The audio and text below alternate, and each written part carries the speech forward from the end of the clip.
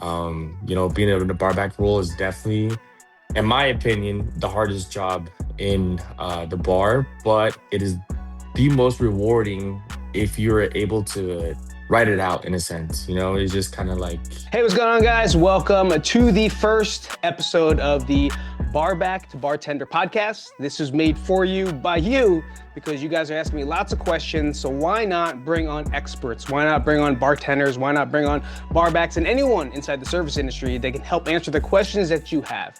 Right. And today we have a co-host. He's also part of this. His name is Gabe Urazo. Gabe, say what's up. what's going on, y'all? Excited to be here. Pete had a great freaking intro right now. Loved it. And excited to see what happens from this. Yeah, man. So we're gonna ask a question, right? We want to get straight to the point. We're not here to tell you Mhm. stories about us. The stories will happen as we talk about it. But the main thing is, how did you become a bartender? When you first started, were you a barback? How did you get that job? Just things like Mhm. that. Can you to tell the audience that? Yeah, so actually, I was actually a busser.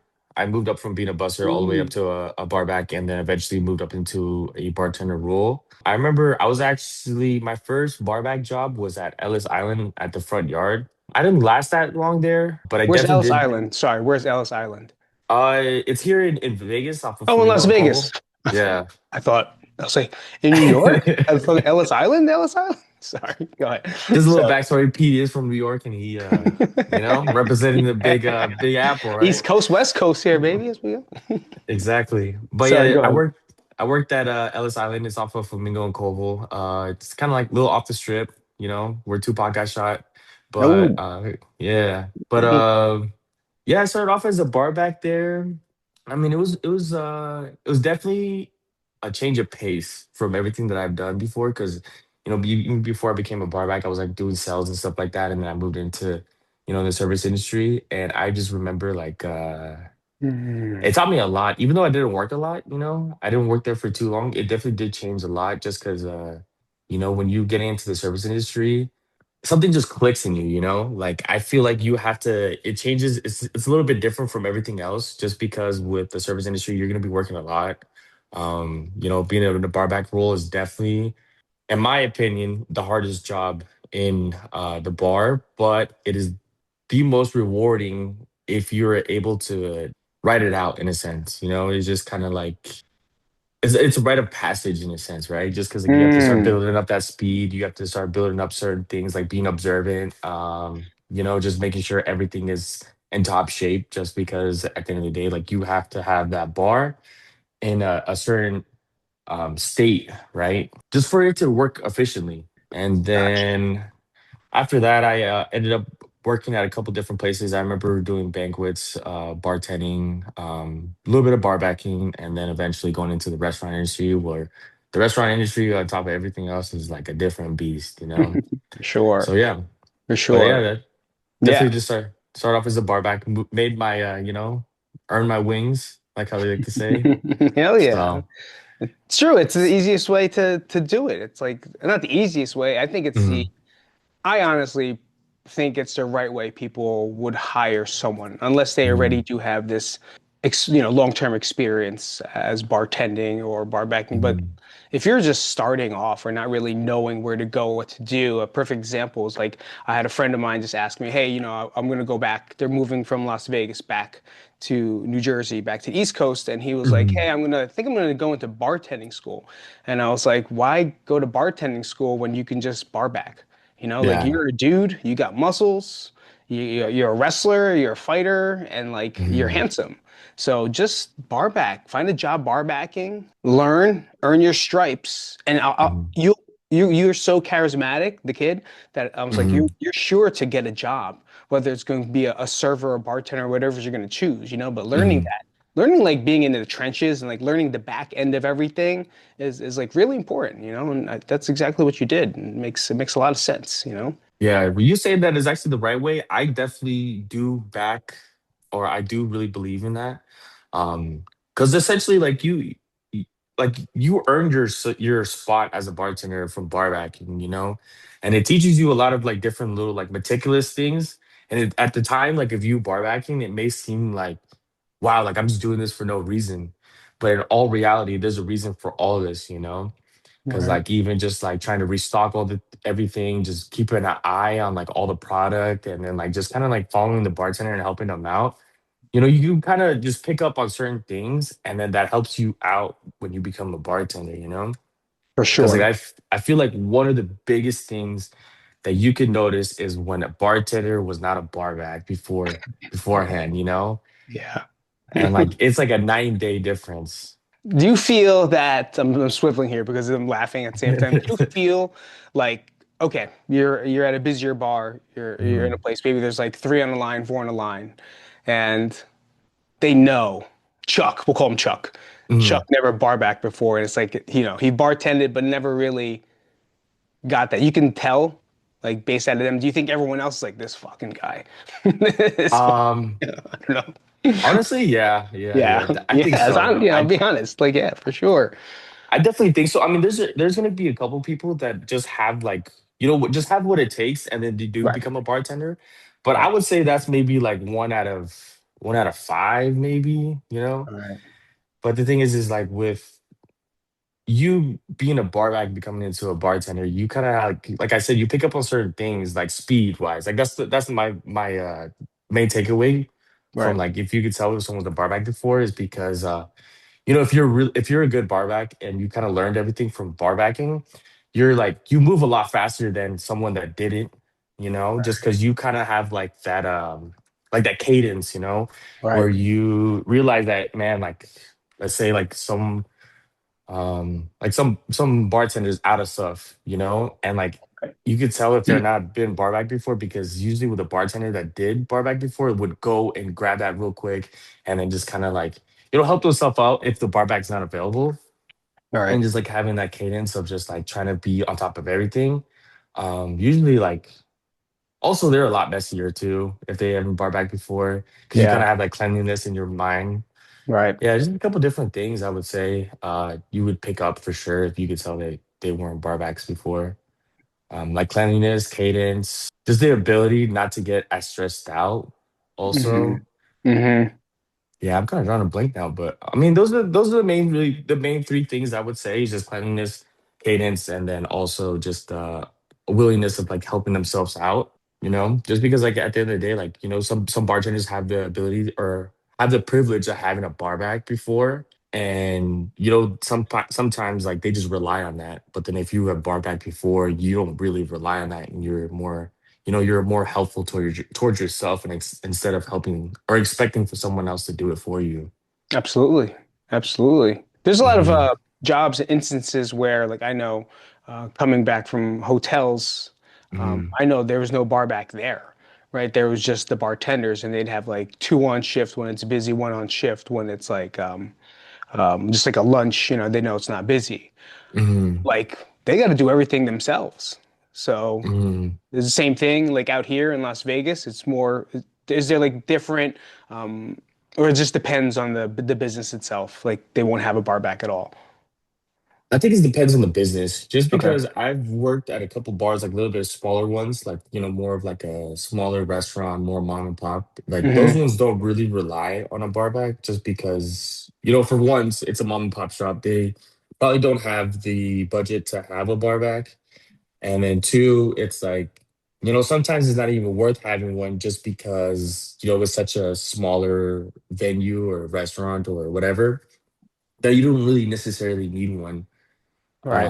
in a sense. But don't like not to discredit and say that we don't need bar bags.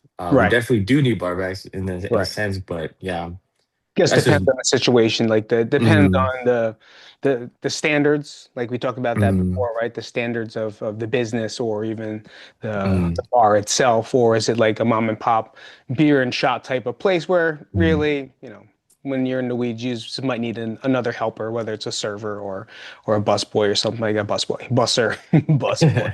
What else am I gonna say? Stewardess. Well, if you guys didn't know, I worked with Gabe and I was a barback at the bar restaurant that we were at. Just a quick backstory here in Las Vegas. I was barbacking at the stadium, so I did a lot more high volume stuff. But I never really wanted to bartend because of the responsibility behind it and the face behind it. Like I just wanted to get my foot in the door, and easiest way for me to do it was barbacking. I Mm. went to the cattle call, the cattle call. Casting call. Words. The which one? Casting call. The casting call for the stadium, for Allegiant Stadium. And then I went out there and I was just like, I went there for bartender. So I was like, ooh, let me memorize my drinks. Let me, I haven't made drinks in Mm. forever. I haven't done anything. I've been doing other stuff. And then they're like, sorry guys, once we got there, bartender's already filled up. We're gonna take barbacks. Does anyone want to do it? And then like everyone left. There was like Mm. three guys and then one girl. And then I was like, I'll do it. Me, I don't care, and then I got hired. Yeah. That kind of got my foot into the door. So like I put this the one instance, like I put away my ego where I was like, no, I want to be a bartender. I want to make all this money. I want to, put on the show.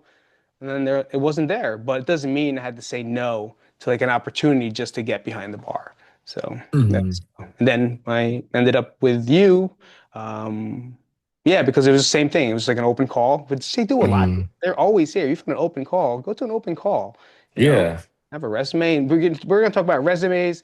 We're gonna talk about all that stuff in the next couple episodes. So make sure if you guys haven't follow up because it's gonna be we're gonna answer some questions. If you have any questions too, just comment. It's super simple. Just comment, let us know, Definitely. and we'll get them out. When you were bar backing, right? Say like Hmm. your first time. Were you nervous? Like, were you like? Is there any stories you got, or is it just like, oh fuck, we just got smashed? Yeah, honestly, I do remember the first time I ever, like my very, very first shift as a barback, I was so nervous just because you just look at like all the things that you have to do Yeah. and you're just like, oh man, like I don't know how I'm gonna handle all this. So like I don't know how to like, prioritize everything that's going on and as such. Yeah, I just remember like my first day being very, very nervous and I just like saw like the list of things to do and I was like, there's no way I can accomplish this before we open. But then like, you kind of like start learning all this stuff and you just kind of start seeing what you need to prioritize and what needs to be put in first, what needs to be put in last, et cetera, et cetera. But I do remember though, it was like either my first or second day. I remember I was working in, so there's like two stories to the restaurant, right? There's like the Okay. bottom floor, which is gonna be the main floor, and then the top floor, which is gonna be like more of like an activation type of bar. So I think at the time it was like a tiki one, right? Okay. Man, I was like rushing myself because I needed to get the ice in the well before we open.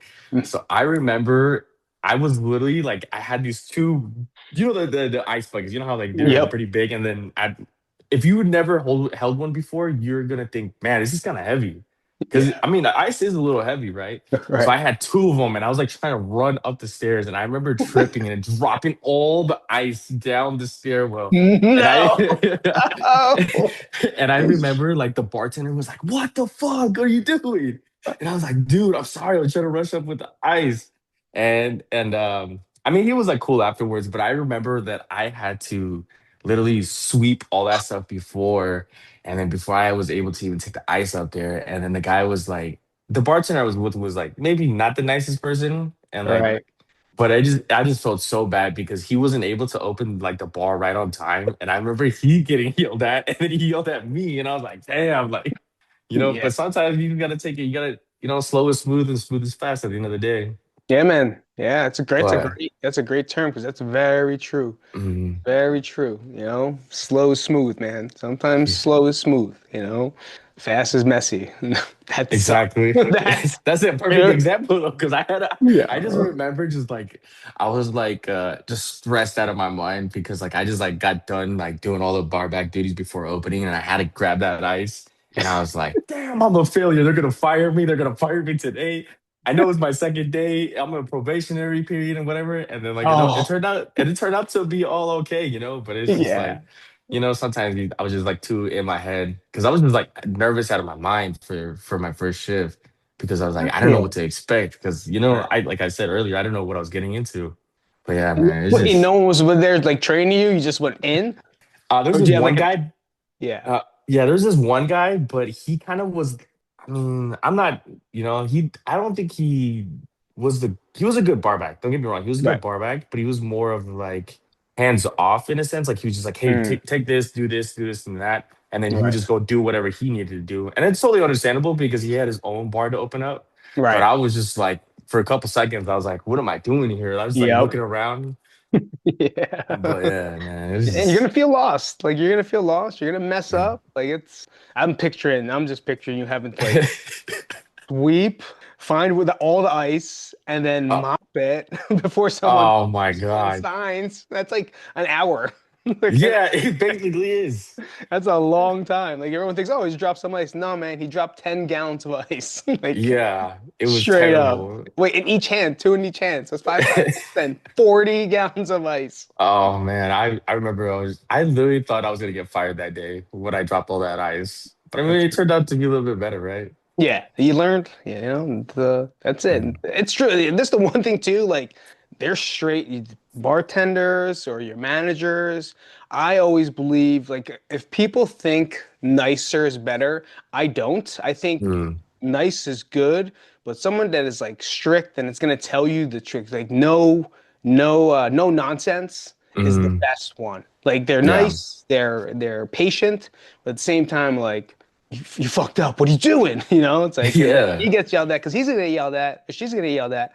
So it's like it's on you now. You know, and that it's kind of like a lesson learned, or learning through your bruises. Like it's a tough one. You just can hang in there sometimes because it feels like everyone hates you because everyone does. yeah, Trust me, no one yeah. likes you. Right? When you first walk in, no one likes you, right? Everyone thinks you're Exactly. stealing your money. Like this fucking guy, I'm gonna give him some money. Fuck this, stuff like that. Um, You in but a yeah, sense have to prove yourself, you know? You have to prove right, yourself to those people and right, ultimately like if they see how hard you work, that's gonna outshine everything else. Like you could literally kiss, whoever's ass. Some people will correct, take that over anything else, but right. honestly, I'm a pretty big believer that if you were to put in the work, people are gonna notice that. Absolutely. Um, you never want to be that one person where everybody's like, "Ah, shit, I have to work with this guy again," you know? Right. But then Right. also like those adversities, like if you like, for example, for me, dropping all the ice and just trying to do everything really quick, it kind of teaches you like a certain level of thinking on your feet or being adaptable, Yeah. because that's like one of the biggest things I feel like every barback should have is just to have the ability to think on their feet, you know. Yes. So Yes. like, yeah, I mean that's like my biggest thing. Even when we're working together and like just talking to all the barbacks, I'm like, you guys need to think on your feet.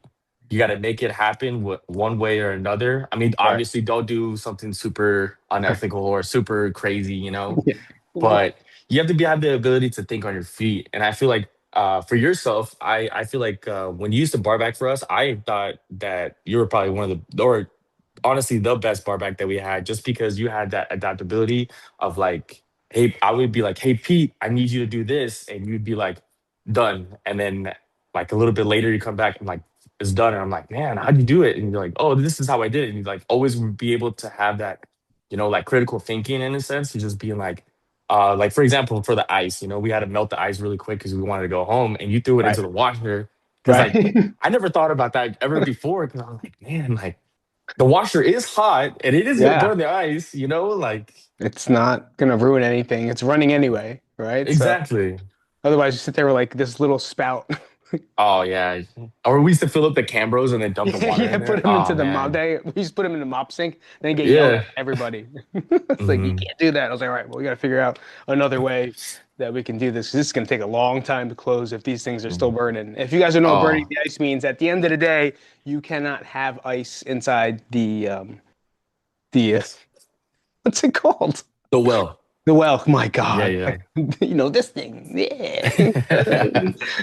You can't have them in the well. So at the end, you're most likely going to have to clean them out. If you don't clean them out, the bartender's going to. But at the same time, it's just teamwork, right? Just trying to get out of there Mm, as soon as you can. I'm sure you're all exhausted. But then burning it means you got to take the ice. It's not going to go anywhere, so you have to melt it down till it becomes mm. liquid and it's out of sight, and then refill it again Yeah. the next day multiple times. But yeah, And thank you. if you don't, you don't want a moldy well, honestly. Yeah. Yeah. Yep. You can smell it, then you see stuff coming out of it.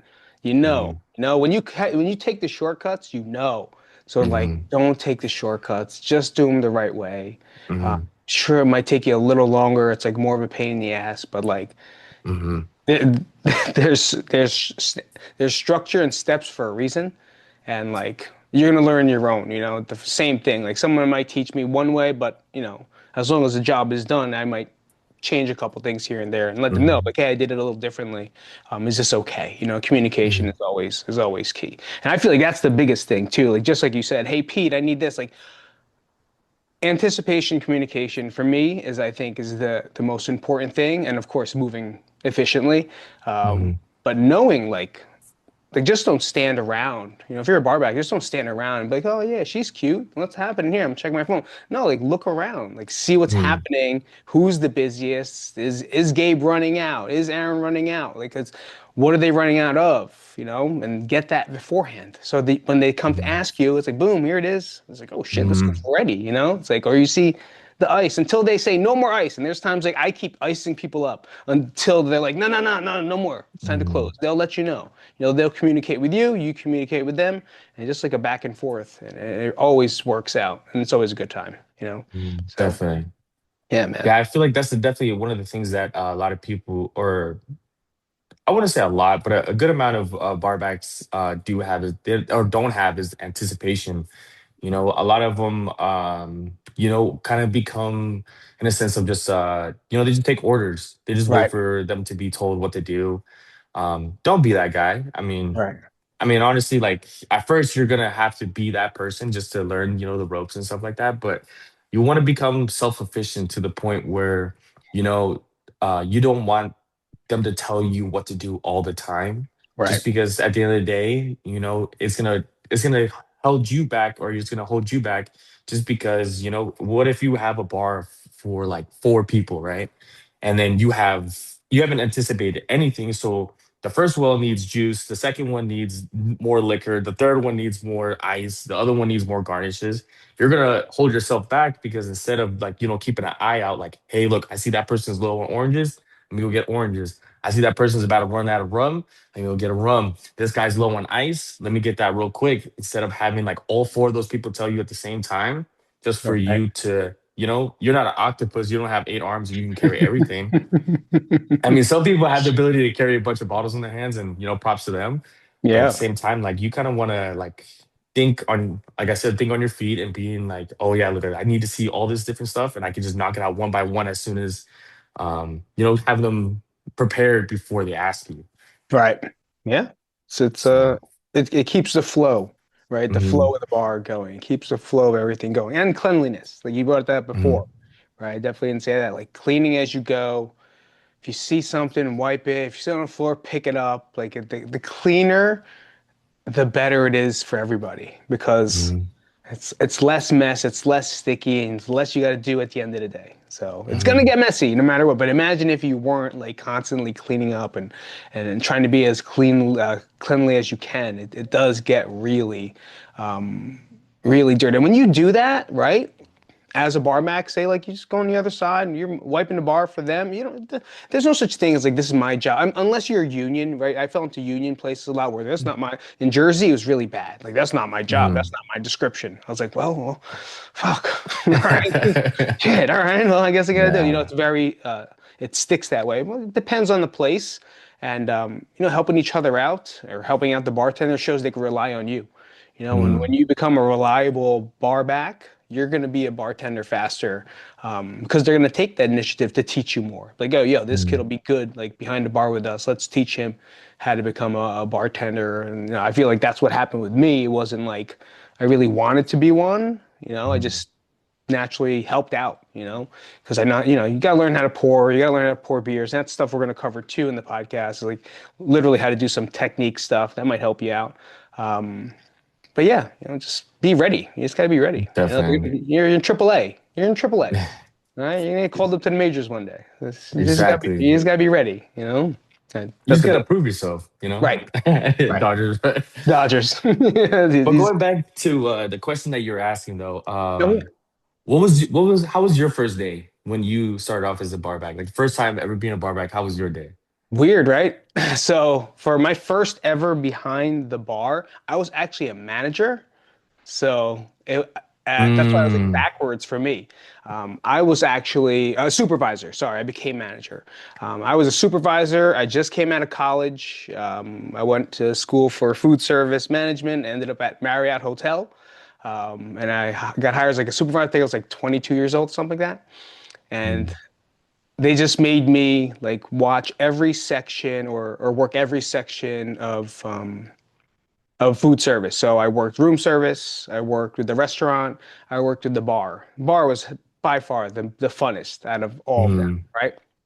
Um, but they just made me a barback. Like you're gonna Mhm. watch the bartenders for 2 weeks, and then they just made me do all side work. So it wasn't like, yeah, it wasn't like you're a barback. I was in a suit. Like I was in a suit Oh and a man. tie.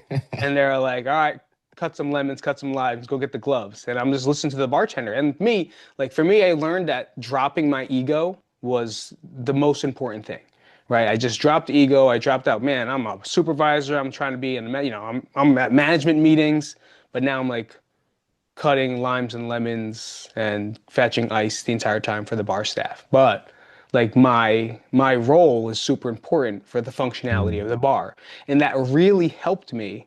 I'm going to go back to your story. That really helped me in the long run because whenever now we didn't have a bartender, I would cover the bar, right? So it's like, oh, bartender's Yeah. out.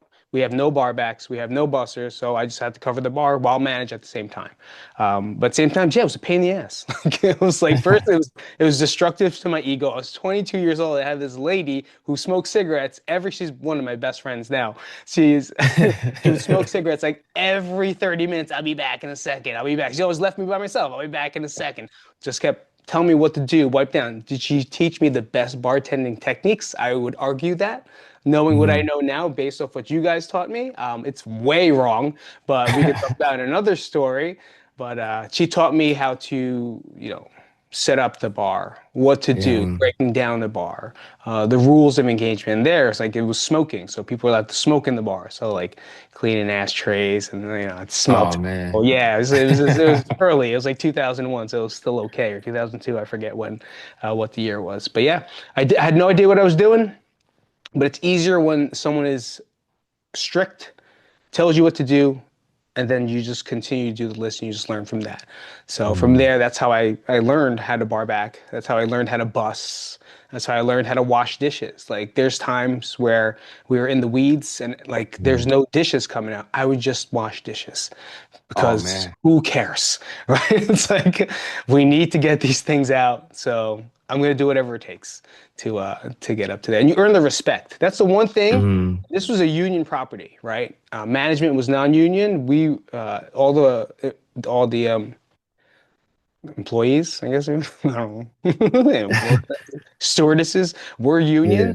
So it's like sometimes they went out of their way and they did things they weren't supposed to help me out. So I did earn those stripes. That's one thing you said that made sense.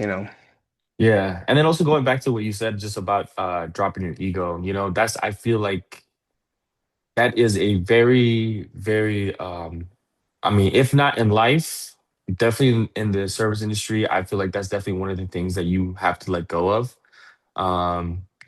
Just because like I mean, you're probably the best barback at your job doesn't mean that you're the best barback in the world. You Right. always have to kind of, in a sense, like humble yourself and not think so much of yourself in a sense of like you thinking you're the best, just because there's always something else you could learn from, or there's another thing that you could, experience just for you could appreciate more for what you position you're in or whatever you're, trying to move forward to. But just honestly, the ego thing, just because like like for you when you're saying right now that about the Legion Stadium where everybody didn't want to be a barback, Right.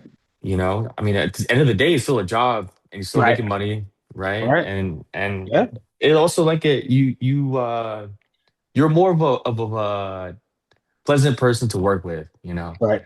it adds to it just because nobody wants to work with that asshole who thinks, I don't need to do that, basically like union. Yeah. But yeah, it's just in a sense, it's like at the end of the day, like you're kind of helping like if everyone were to help each other out, you'll be making a lot more money, No, for sure. That's for sure. For sure. For sure. It's a machine. It becomes a machine. Mhm. It's a machine. Now, definitely, I'm not here to talk crap about the stadium, but bartenders are union, barbacks are not, right? You don't have to be. Mm, So they, from what I've experienced, a lot of them are very privileged. I'm not doing that. I don't need to do this. I actually don't have to tip him out, and that's another thing that we always will talk about at some point. But it's like, at the end of the day, I'm just here. I'm there to work, right? I was there to mm, work. I'm going to be there first. I'm going to be there last. So that's a guarantee. You're going to watch all the bartenders walk away, while yeah. you're still cleaning. They'll be out by 1. I'm not out till 4. But it's like, it's one of those things where it's just part of the job, and Exactly. the more you do it, the more you're going to appreciate it when you do become like a bartender if you do decide to do so. And some people don't want to be. Some people might not even you're going to learn that you're not made to be a bartender because like Mm, you're going to learn you have to talk to people. You got schmoozy doozy and you got to do what the barback does just in case the barback is not there. So it's like you actually have exactly. to, you got to do it, you know? So Exactly. yeah. But that's like another thing that I would say like for sure is just the yeah, just having like the people skills. Sometimes like some people don't have it necessarily, and it's just like having the art of I call it the art of bullshitting, you know? Oh, yeah, that's the next question. Go ahead. Go, go, go.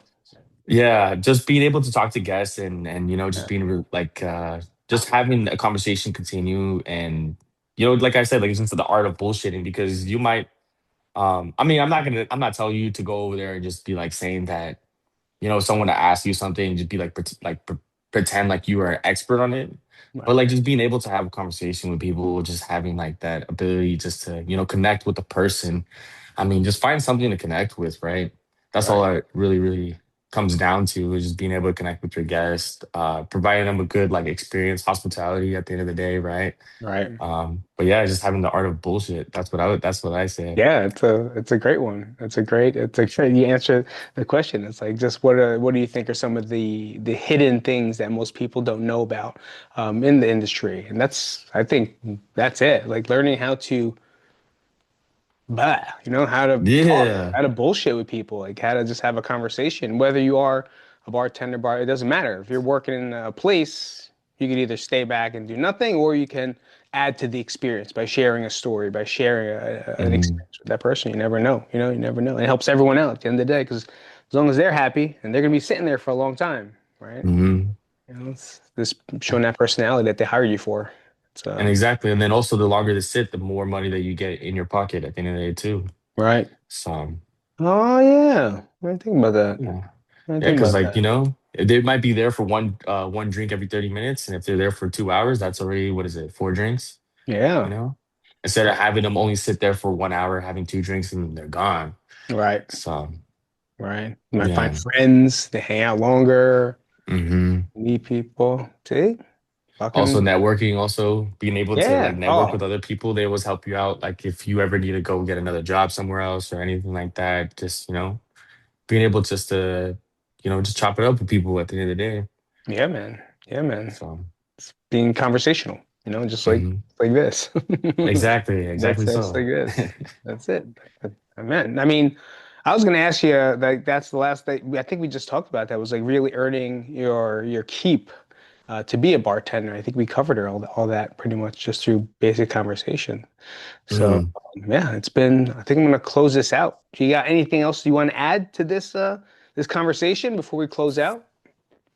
Um, I would just say I would reiterate the points. Think on your feet, anticipate, like how you said. What else? Being able to just chop it up with the guests. Just basically just like at the end of the day, you want to learn as much as you can. And then you are always gonna take what you learn as a barback into bartending.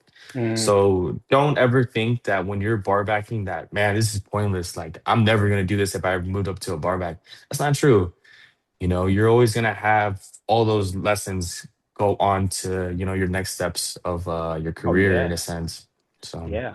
And I feel like this industry has evolved mhm, completely in terms of the standards of drinks, the measurements. Honestly, like even when when I was there, I found people would return drinks when they're too strong versus like when I was used to it, like, give me more, you know what I mean? Yeah, So a lot of yeah. people like the acquired taste, and especially if you're Mhm, working at a nice place with a great cocktail menu, like mhm.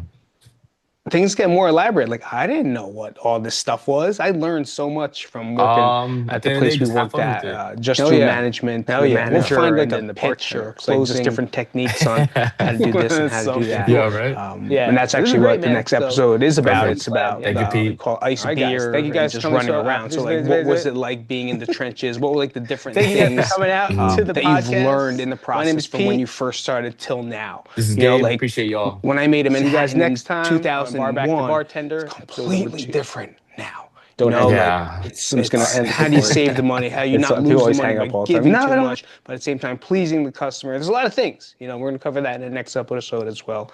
So make sure you guys come back. Well, that seems about it. We're gonna close up this episode, our first episode. We definitely want you to walk away with every episode. We want you to walk away with something, right? And making sure you remember. So let's go through a real big recap. What do you think the most important things are that we The most important things I would say you should take away from this podcast is the first day is always gonna be hectic, but it's going to be okay. Uh, Always drop that ego, Hell yeah. anticipation. Pete said anticipation, and that is definitely one of the biggest things that you should always have. And then having the ability just to chop it up with guests. And Yeah. then lastly, I would say Cadence, yep, something. cadence. Cadence, right? Your cadence and Cadence. speed. Yeah, Cleanliness. definitely Cadence, cleanliness. Oof, this sounds like a t-shirt. Cadence, cleanliness, and what's another? anticipation. Anticipated. Yep, those are the three: cadence, anticipation, and cleanliness. Cleanliness. So, Yeah. so definitely keep those in mind, especially when you're going into the shift, because those will always, always, always save you at the end of the day. Very So, true. It'd always be in your back pocket. All right, Gabe. Well, mhm. thank you so much, Thank you, guys, for brother. coming out. My name is Pete, This is and Gabe. Appreciate y'all. Thank you guys very much. we'll see you guys next week. Have a great one. Yes.